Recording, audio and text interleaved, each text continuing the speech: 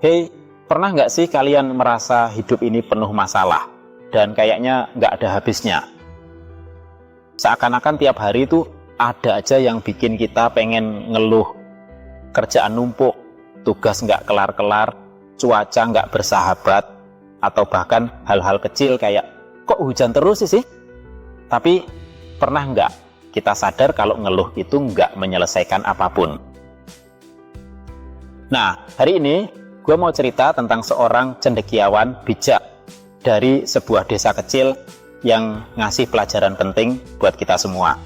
Jadi di desa itu ada seorang cendekiawan yang udah dikenal karena kebijaksanaannya.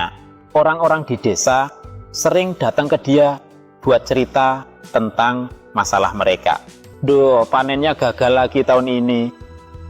Anak-anak susah diatur, Pak. Jalanan di desa makin rusak, kapan diperbaiki? Setiap hari isinya keluhan terus-menerus. Sampai akhirnya si cendekiawan ini kepikiran sesuatu. Dia kumpulin semua warga di alun-alun desa. Lalu dia mulai menceritakan sebuah lelucon yang lucu banget. Semua orang tertawa terpingkal-pingkal. Keesokan harinya dia ceritain lelucon itu lagi. Masih ada yang ketawa, tapi nggak seheboh kemarin. Hari ketiga, dia ceritain lagi lelucon yang sama. Udah nggak ada yang tertawa.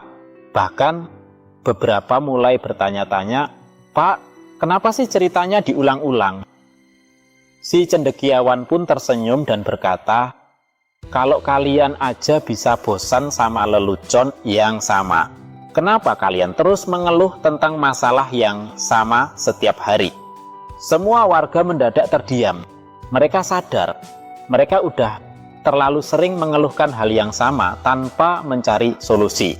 Kita juga sering gitu kan, kita ngeluh tentang pekerjaan, ngeluh tentang cuaca, ngeluh tentang banyak hal, tapi kita lupa bahwa ngeluh nggak bikin masalah selesai. Bayangin kalau setiap energi yang kita pakai buat ngeluh itu kita alihkan buat nyari solusi. Gagal panen, coba cari cara lain buat bertani. Kerjaan numpuk, susun prioritas, kelola waktu lebih baik. Jalan rusak, kumpulin warga buat gotong royong. Kadang kita terlalu sibuk, fokus ke masalah, sampai lupa kalau kita juga punya kekuatan buat mengubah keadaan. Akhirnya, setelah mendengar pelajaran dari sang cendekiawan, warga desa mulai berubah. Mereka nggak lagi datang ke dia buat ngeluh, tapi buat diskusi solusi. Desa yang dulunya penuh dengan keluhan, sekarang berubah jadi desa yang penuh dengan aksi. Jadi, teman-teman, mulai sekarang, kita punya dua pilihan.